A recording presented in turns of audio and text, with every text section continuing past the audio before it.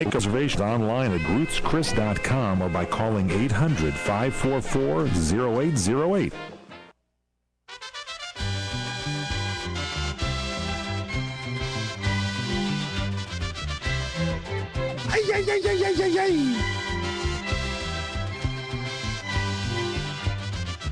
Yes, great flights, by the way, to Mexico, to Cabo San Lucas. Welcome back here to the What's Cookin' Today show. I'm Michael Horn. That is Paul Stern, and we are broadcasting from Cabo San Lucas. And we're talking about airline surveys where less complaints in 2009 than in years past. And they say an overall ranking of 18. They had 18 different airlines based on their combined performance in 4 categories: on-time arrivals, mishandled baggage, denied boardings, and complaints, all down last year. So that's great. And these baggage fees, though, will get you. For example, on Alaska Airlines, you can upgrade to first class sometimes for $50, $75, and they don't charge the baggage fees. If you stay in your coach fare, they charge you like $50 or $100 for the second bag, and it's probably cheaper to fly first class. So check things out before you do fly. Now, Paul Stern, we're headed to Costa Rica, and I noticed Larry Lipson's been with us for some time. He was with Los Angeles Daily News for so many years as a wine and food expert, and now he has the Lipson Research Facility in Costa Rica. I noticed looking on our website, there's a picture not of Larry Lipson, but of a beautiful blonde babe on the on our crntalk.com website. And I'm just wondering, is this one of your assistants, or is this the lovely Lillian Lipson, Larry, that we're using now as the poster girl for your research facility? Is that right? I didn't know that. Yeah, there's a beautiful woman, blonde. She appears to be clothed, and she is on the crntalk.com website. Welcome, Larry. Well, thank you. Welcome to Costa Rica. Hey, listen, is that Lillian when she was blonde, huh? I believe it could be your assistant, the lovely Lillian Lipson, and quite a knockout. I'm telling you, it's worth a trip to the website at crntalk.com, I have to tell you. I'll have to do that. Hey, listen, I got some negatives today. Most of the time I've been advising people to buy certain wines, and I came up with 2 bottles that were terrible. Really? So we've got to mix the good with the bad. So what do you have for us that did not quite make the cut at the Lipson Institute? Well, one of them is an Italian wine. Now, I should preface this with the fact that, a lot of the bottles we buy are in stores that don't keep the wine how it should be kept, and God knows how long obviously it's been on the shelves for a while, usually standing and not in the greatest condition, not in great air conditioning. So, these wines sometimes could go bad because they're in bad conditions to begin with. So it doesn't mean that all of these wines are bad all over the world. One of them is it's an Italian wine called Castel del Monte. It's a cooperative. It's a red wine, Rosso, and I don't know much about it here. It's very hard to read the label. It's like a black with gold print, and it's very hard to read. Anyway, it was a red wine. I thought we'd have it with some pasta, and we opened the bottle, and it was terrible. Oh. We poured out the bottle. Apparently, your assistant there, Ms. Lipson, is agreeing with you that it was terrible. You actually poured the bottle out in the sink? Yes.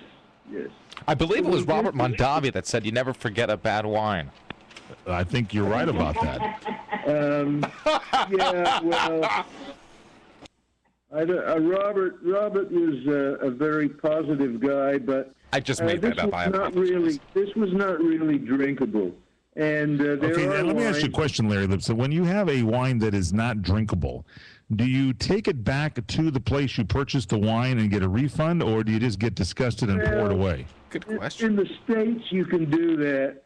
It's a little more difficult here because, I don't think and it didn't cost very much anyway. So, and the same thing happened with another bottle. It was called Louis Felipe Edwards.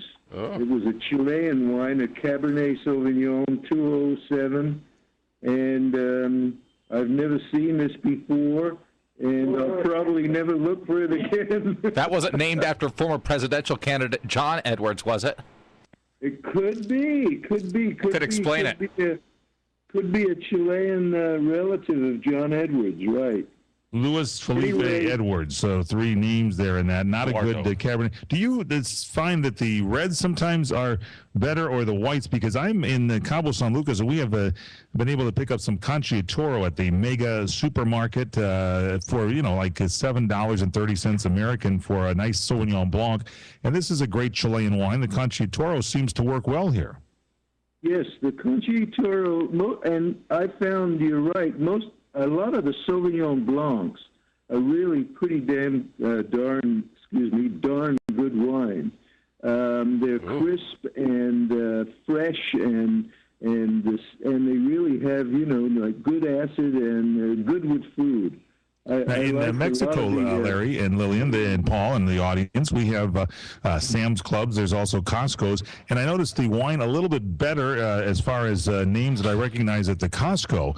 But I did pick up a bottle, and I forget the name of it because it won't do the company justice. It was a New Zealand Sauvignon Blanc for around $20.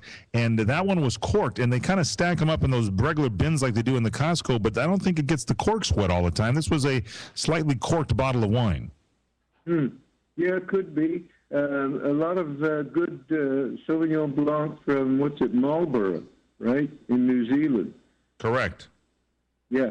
Anyway, I do have one good one that I've mentioned before, and I'll mention it again because we bought another bottle of this, and this is called Painter Bridge, and it's a label that's made by Jerry Lohr in California. Lohr, L-O-H-R. Oh. J. Laura. Yeah, I'm sorry, I used Jerry, J. Lohr. And it's called Painter Bridge. It's like a second label of theirs, but it's a really nicely made wine. This is the Cabernet Sauvignon. This one is the 2004, and it held up really nicely, and certainly compared to those other two, it's absolutely magnificent. So the 2004 had some age on it. Painted Bridges, the Cabernet Sauvignon from J. Lohr.